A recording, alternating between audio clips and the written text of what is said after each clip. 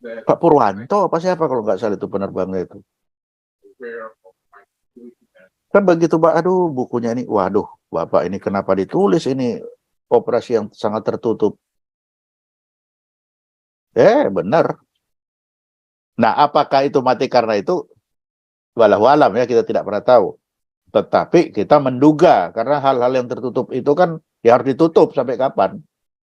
Yang membuka itu adalah pengkhianatan. Nah, pengkhianatan itu punya resiko. Karena organisasi intelijen itu sama dengan organisasi mafia kan. Dia saling menutup. Karena memang pekerjaannya semuanya boleh dibilang melanggar hukum semua. Tapi saya melihat dari sisi intelijennya karena sampai sekarang ini belum dibuka. Ya, biasanya kan suka ada dibuka kalau sudah lama. Nah, ini kan Ya, nggak dibuka gitu. kalau Amerika kita bisa lihat itu. Karena dia 30 tahun harus dibuka kan. 30 tahun Ya. itu berapa itu? Ya, Kalau tidak dibuka berarti ya, ada something. ya betul. Belum Itu dibuka sampai aja. sekarang. Jadi pembunuhan kematian dari Presiden Kennedy itu tidak dibuka sampai sekarang gitu. Apa Ya, itu. keterlibatan CIA itu gitu. Iya, betul. Dengar Ya. kesaksian Andrew Bustamante. Jadi dia mantan CIA yang 15 tahun kerja di CIA. Setelah itu dia keluar. Jadi maksudnya jadi pegawai swasta. Jadi dia suami istri dia kerja di CIA, dua-duanya keluar. Dia sendiri lulusan Harvard ya. Jadi dia udah lulusan Harvard. 15 tahun di CIA, dia keluar kerja di korporasi gitu. Jual konsultansi lah istilahnya untuk kepentingan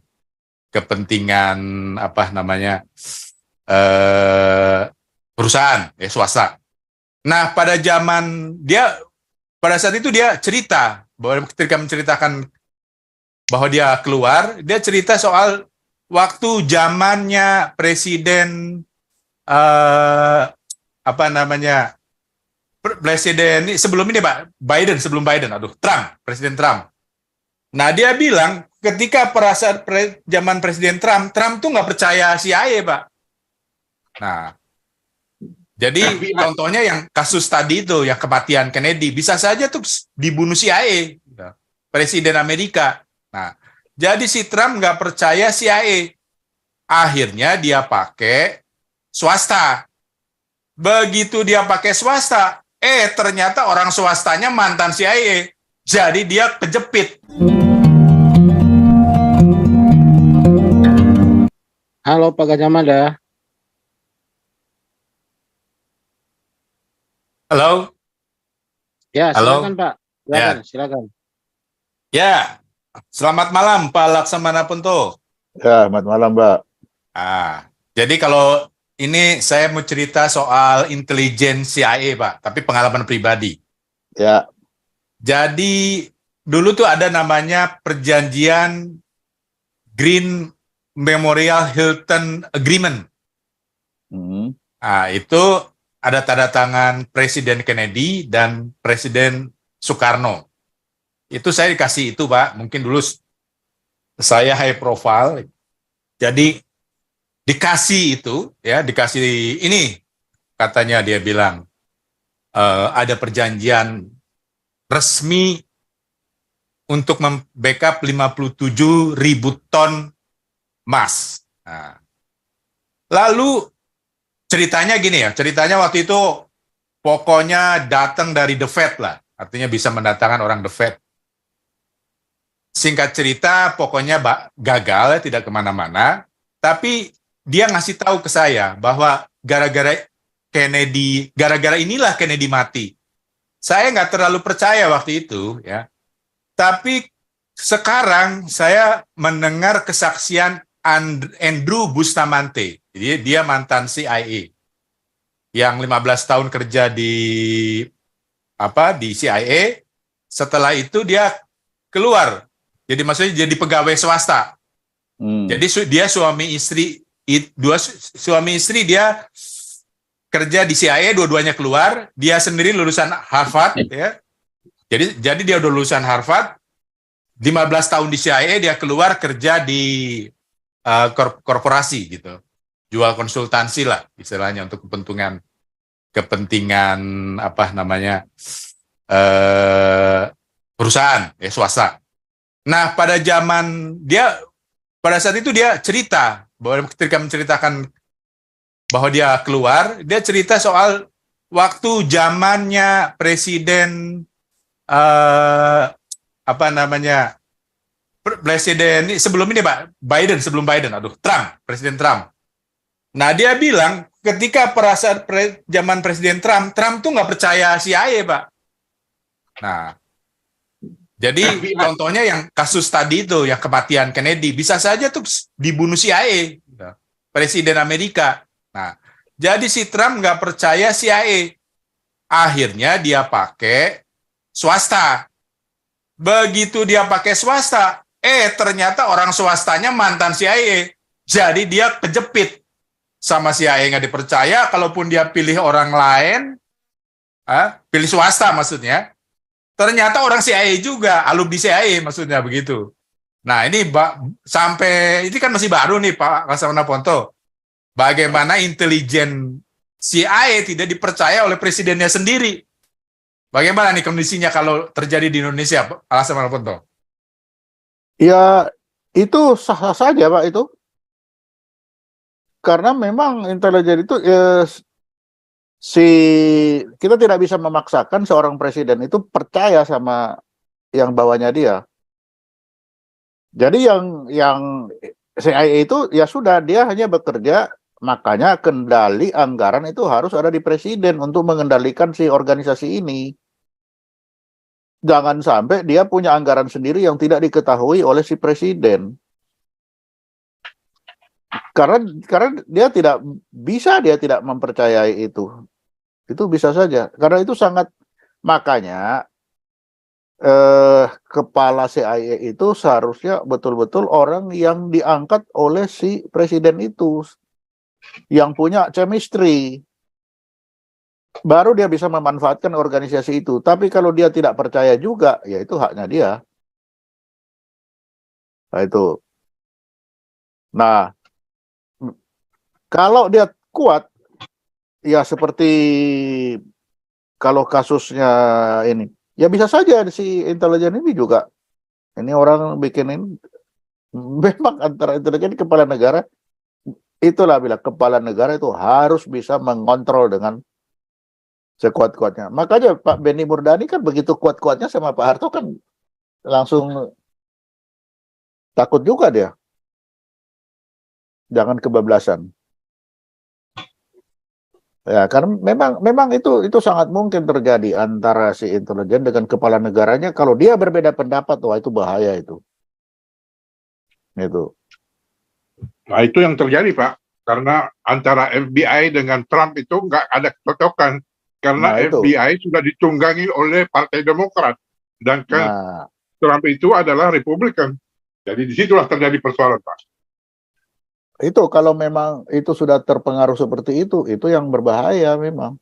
Betul. Kalau kasus terakhirnya, jadi kan waktu itu saya ikutin masalah pemilihan umum ketika Biden mau jadi presiden kan terjadi polemik tuh kan. Nah, itu ternyata katanya ya, itu servernya itu ada di negara asing. Jadi yang memanipulasi angka itu ada di Jerman. Menurut berita itu sampai kepala CIA yang ditunjuk Trump itu sampai datang ke Jerman dan dia tertembak di sana. Itu berita yang beredar. Cuma nggak dibesar-besarkan ya. Akhirnya yang dibesar-besarkan yang rakyat protes ke Capitol Hill ketika dia protes untuk memprotes kesimpulan hasil pemilu Amerika kemarin itu yang terakhir.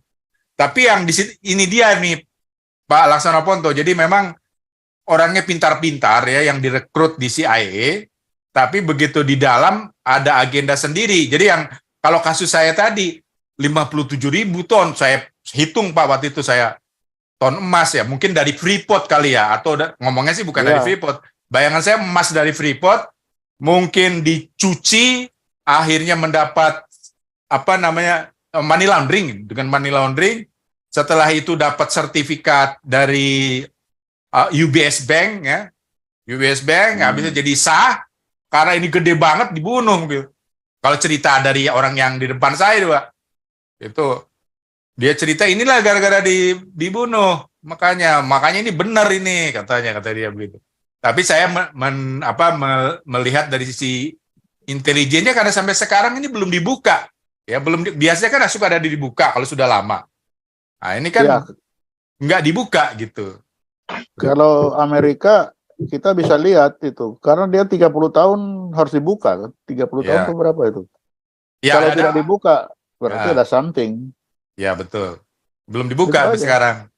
Jadi pembunuhan kematian dari Presiden Kennedy itu tidak dibuka sampai sekarang gitu. Ya, itu. Keterlibatan CIA itu gitu. Iya, betul. Ya, Jadi memang. sampai sekarang masih gelap itu. Masih gelap ya gitu. Ingat. Jadi, Ingat Bais dulu. Bais kan dibubarkan jadi BIA. oh, ya. Ingat nggak? Ya. Itu. Ya. Bais kan dibubarkan. Kenapa itu, Pak? Ya itu. Karena mungkin waktu itu sudah kuat sekali. Daripada mengganggu dengan ini, bubarin aja jadi BIA. Oh, gitu ya. BIA itu yang nanti jadi Balik Ini, lagi Pak. jadi Bais lagi sekarang. jadi BAIS lagi. Oh, Ya. beda ya. BIN sama BAIS beda ya. Oh beda. Ya. Beda. Oh. Nah, BIN dulu Bakin. Oh. Badan Koordinasi Intelijen itu jadi koordinasinya dicabut. Jadi Oh, Badan Intelijen saja. Kalau dulu dia Iya. mengkoordinir semuanya. Koordinator. Makanya bekerjalah dengan baik itu Benny Murdani, Yoga Sugama. Karena walaupun dia ada dulu pusat Intelstra, pus Intelstra, karena di bawah koordinasi Yoga Sugama di BIN, ya bersatulah mereka di bawah koordinator kan. Iya, iya. Itu. Lalu Bais dibubarin. Nah, kalau namanya BAIS ini kan Sekarang penggunanya balik kan lagi. Panglima TNI Panglima. kan, Pak ya. Betul. Panglima. BIN itu penggunanya kan Presiden. Ya, Teman saya ini betul. sering memberikan konsultan kepada instansi, Pak. Dia bilang intelijen itu ada 20 lebih. Mungkin lebih dari 25 dia bilang. Apa benar, Pak? Intelijen Ada apa intelijen itu? kejaksaan dia bilang. Intelijen Oh iya, kejaksaan. begini Pak. Setiap instansi kan punya intelijennya. Koramil aja punya intelijen. Iya, betul. Jadi setiap instansi punya untuk mendukung tugas pokoknya dia. Punya. Betul. Itu. Departemen Keuangan juga punya kali ya? Oh punya. Lah itu Oh. PPATK itu. Iya, iya. Itu kan intelijen keuangan itu. Pajak, bea cukai, Iya, iya. itu intelijen semua itu. Jadi presiden kalau mau dia tinggal tanya itu, Pak ya, Pak Laksana Punto ya. Tinggal Iya, tanya kalau presiden. dia, misalnya dia Presiden, tanya, nah, tergantung. Presiden kan tidak bisa tanya langsung ke intelijen. Dia harus tanya ke kepala-kepalanya itu, ke agen handlernya kan. Ke Menteri Keuangan, ke Kapolri. Tapi dia tidak bisa langsung ke intelijennya. Kan kalau yang dipanggil kan pasti kepalanya. Intelijen siapa? Nggak tahu. Iya. Iya kan? Intelijennya bea cukai itu siapa? Kan nggak tahu itu. Yang muncul di permukaan selalu kan Dirjen Bea Cukai. Iya. Itu. Iya. Tapi siapa intelijen? Nggak tahu. Itu. Lah kalau intelijen sudah nongol, ya kalau intelijennya sudah dipanggil, kalau aku kepalanya, intelijen dipanggil, ada apa kamu? Kok dipanggil langsung? Nah itu. Iya. Itu aku hormati. Misalkan dulu waktu aku Kabais, kalau aku dipanggil DPR, aku nggak mau datang. Kamu Oh, Panglima yang punya hak untuk datang, saya nggak punya hak. iya, iya. Nah itu. Dan kita sebagai petugasnya harus tahu diri. Iya. Jangan kita menyamai dengan Panglima itu. Wah itu salah besar. Iya. Jadi walaupun kita tahu, kita yang kasih ke Panglima, ketika misalkan waktu itu saya dipanggil DPR, untuk bertanya tentang situasi di Kalimantan. Saya tidak mau datang. Loh, saya tidak bisa. Yang diundang silakan Panglima. Nanti kalau mau berangkat ke DPR, Panglima mengajak saya, baru saya ikut. Tapi kalau Panglima nggak ngajak, ya udah aku tinggal juga. Ya. Nah itu, gitu itu Pak. Jadi ada etika begitu. Tidak bisa tiba-tiba, kalau aku tiba kepala terus, loh kok intelijenku udah kesana, besok tak tendang dia. Wah ini udah jadi double agent itu. Itu etika. Iya, nggak boleh. Kecuali sudah ada perintah dari atas. Oke, kalau ada undangan besok kamu silakan hadir. Nah itu lain cerita. Tapi kalau tidak ada cerita, nggak boleh itu dia jalan sendiri. Dan kita atasan itu, agent handler, namanya saja agent handler. Dia harus betul-betul menghandle itu dia punya bawahannya itu. Kalau tidak, handlernya yang digoreng sama dia. Itu tadi yang Bapak cerita itu. Karena kita bekerja betul-betul bukan dengan patung, dengan orang-orang yang punya keahlian semua itu. Nah itu. Itu Pak. Ya. Kalau begini gimana Pak? Jadi saya pernah nih, sebetulnya ada nama besar, saya nggak mau sebut namanya ya. Karena saya belum yakin dia udah mati apa belum nih. Jadi dia bilang, ini nama besar ini, kamu tahu nggak? Dia matinya dibunuh oleh saya. Oh my God. Itu dia bilang gitu kan. Terus dia pas mau ditangkap polisi, saya baca koran nih Pak, bener nggak? Nah kamu baca tuh koran tuh. Dia tunjukin Pak, oh ternyata dia anggota intelijen. Tapi bukan, jadi dia hanya punya kartu saja Pak. Hanya punya kartu, tapi bagaimana tuh namanya? Kalau hanya punya kartu aja ketika ditangkap, sama tentara ditangkap, tuh dia tunjukin kartu itu. Oh selamat. Nah itu yang saya baca di koran Pak. Tapi orang itu mati. Gitu. Itu polisinya baik hati. Kalau itu dianggap hoax itu haknya polisi, tangkap aja. Oh gitu. Jadi iya, kartu itu bukan untuk menjadi punya kekuatan hukum untuk melindungi dia, tidak. Itu. Jadi tidak ada, oh aku intelijen lalu bebas hukum. Oh, tidak ada cerita itu. Itu petugasnya aja yang menghormati. Tapi kalau secara aturan tidak ada. Kan berangkat tugas dianggap mati. Hilang tidak dicari.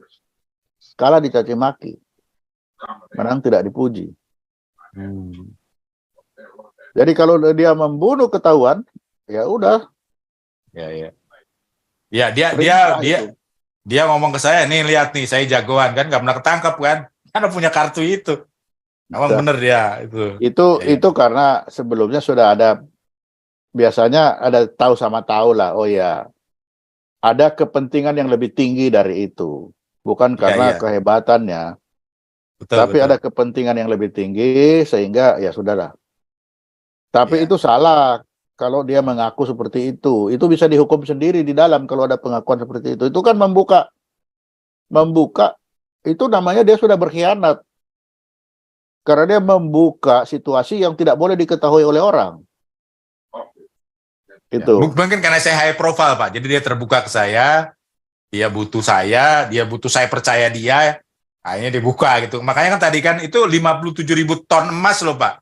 Itu tinggal dihitung aja kan. Makanya saya cerita dari itu kan. Jadi dulu waktu saya kerja itu saya masih... itu kalau ketahuan itu kan dia dibunuh sendiri nanti. Iya. Iya betul Pak. Kan itu. Nah itu kan kita bisa meraba-raba. Itu. Misalkan kalau pernah tahu dulu ada penerbang itu Pak, siapa sih saya lupa namanya itu. Penerbang A4 apa ada yang pesawat dari Israel dulu? Kan dulu pernah ada. Lalu ditulis sama si penerbang ini, ya begitu dia berangkat ke Brasil mati di Brasil. Nah itu lupa saya namanya Pak Purwanto Pak, siapa itu? Orang Indonesia Pak, orang Indonesia, betul orang Indonesia. Dia mengaku intelijen gitu maksudnya? Bukan, mereka itu penerbang-penerbang ini dikirim waktu itu ke Israel untuk mengambil pesawat yang dari Israel kasih ke Indonesia. Oh, Nah, tapi itu kan tertutup. Nggak boleh tahu. gitu. Nggak boleh tahu-tahu si penerbang ini bikin buku. Itu Skyhawk, ya itu Skyhawk mungkin itu. A4 itu. Dia bikin buku.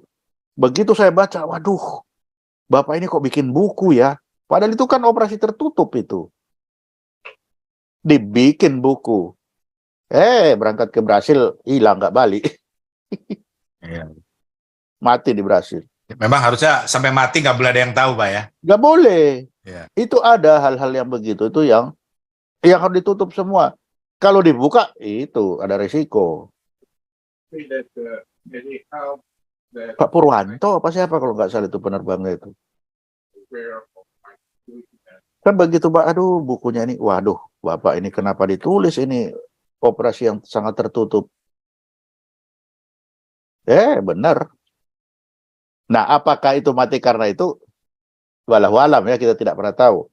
Tetapi kita menduga, karena hal-hal yang tertutup itu kan ya harus ditutup sampai kapan. Yang membuka itu adalah pengkhianatan. Nah, pengkhianatan itu punya risiko. Karena organisasi intelijen itu sama dengan organisasi mafia kan. Dia saling menutup. Karena memang pekerjaannya semuanya boleh dibilang melanggar hukum semua. Jadi penyelesaian masalah itu kan di manapun di dunia kan dua. By law sama beyond the law. Kan itu. Nah, beyond the law ini pekerjaannya si intelijen itu. Itu. Jadi kalau dibedakan, Pak, kan kalau BAIS ini kan ada di atas militer sampai di luar negeri, Pak ya? Betul. Ya? Betul ya? Betul. Nah, jadi kalau misalnya Indonesia berperang dengan Malaysia, misalnya, berarti kan yang melakukan intelijen berarti ya, atas militer. Atas militer kita di sana. Jadi selama masa damai, dia kan melaksanakan intelijen itu. Selama masa damai. Kan sudah ada, kamu bikin ini, kan ada itu. Tapi dia kan terbuka. Diterima dengan resmi. Makanya perbuatannya di sana jangan sampai ketahuan dia melaksanakan hal-hal yang di luar aturan kan. Sampai sana kan ada aturan, tidak boleh ke sini, tidak boleh ke sana, tidak boleh ke situ. Tapi dia ada kewajiban membuat tadi yang saya bilang itu, Ares tadi itu. Dan itu semua dari sumber terbuka. Gitu. Ya, contoh misalnya kayak sekarang kan lagi genting di Laut Cina Selatan. Jadi ketika saya dengar ada profesor dari Taiwan diwawancarai oleh televisi Taiwan, Taiwan itu bisa mempertahankan diri dengan bantuan aliansi maksudnya. Dari mana taunya? Oh, kita kan punya intelijen di Taiwan, di Cina, dan daratan. Karena intelijen itu kan tidak harus struktural. Siapa aja kan bisa. Dan jangan dikira di Cina sana tidak ada double agent. Kan ada orang-orang yang kan tidak selalu struktural itu. Tidak selalu. Lebih banyak yang tidak struktural. Ya itu pengalaman aku di BAIS kan. BAIS itu mulai dari desa sampai New York ada. Lah anak buah aku udah kalau aja aku nggak kenal ini orang ini siapa ini, udah rambutnya gondrong, ada kalanya ya karena dia menyesuaikan di mana tugasnya dia kan. Kan itu. Oh jadi maksudnya di dalam negeri juga ada dari BAIS, Pak? Oh banyak Pak. Oh iya. Ya itu kan aku bilang BAIS itu dari desa sampai ke New York. Oh iya betul. Iya. Jadi lebih gede dari BIN dong, Pak ya? Aku nggak tahu anak BIN itu seberapa besar, tapi kalau BAIS kan aku tahu karena aku pernah memimpin organisasi itu kan. Nggak, saya dapat info. Kalau BIN aku nggak tahu, nggak ngerti aku. Tapi kalau BAIS, ya, dan itu homogen terkontrol. Oh, namanya militer. Ya kan? Dari semua angkatan, Pak. Oh iya, semua angkatan. Makanya aku dengan CIA gagah. Kamu punya signal intelligence, aku human intelligence. Mulai dari desa sampai New York. Itu yang namanya Lanal, Posal, Lanut, itu kan bisa aku manfaatkan sebagai pengumpul data semua. Waktu Pak, saya pernah bikin tugas, saya punya katakanlah struktural 1.500 ya. Setiap orang saya kasih tugas, kamu dalam 3 kilometer, kamu catat orang-orang yang ada di 3 kilometer radius dari rumahmu itu siapa aja. Kumpulin. Apa enggak semua saya tahu, Pak? Dan itu pernah saya lakukan. Setiap pergeseran, dia dari mana? A ke B. Oh, A ke B. Coba B. B itu desa mana? Ada enggak laporan dari B, ada penambahan dari A yang pindah dari desa A itu? Saya cek. Nah itu. Sehingga semua pergerakan penduduk tahu saya. Karena saya buat itu. Jarak radius 3 kilo, kamu catat saja. Catat saja siapa ini. Nanti tiap 1 minggu update. Ada pergeseran kemana? Kita cek itu tempatnya. Begitu nggak ada, loh kok nggak ada ini orang kemana ini? Cari. Kan itu. Oke. Pak Jadi Gajah Mada. akurat, Pak. Itu. Udah jelas ya Pak Gajah Mada. Udah jelas. Terima kasih, Laksana Ponto. Itu permainan. Jadi begini Pak Gajah Mada, kalau ada istilah di Manado, tamang tinggal tamang, curiga jalan terus. Nah, itu dia. Itu dia, betul. Tamang tinggal ada ya. Peribahasa itu ada ya. Bukan main. Ada kita itu. Tamang tinggal tamang, curiga jalan terus. Iya. Pak Andi barangkali ada yang mau ditanyakan ini, Pak Andi Wong Jowo. Silakan Pak Andi. Kau bilang kau menang debat, lawan domba yang sesat. Kau bilang banyak yang tobat,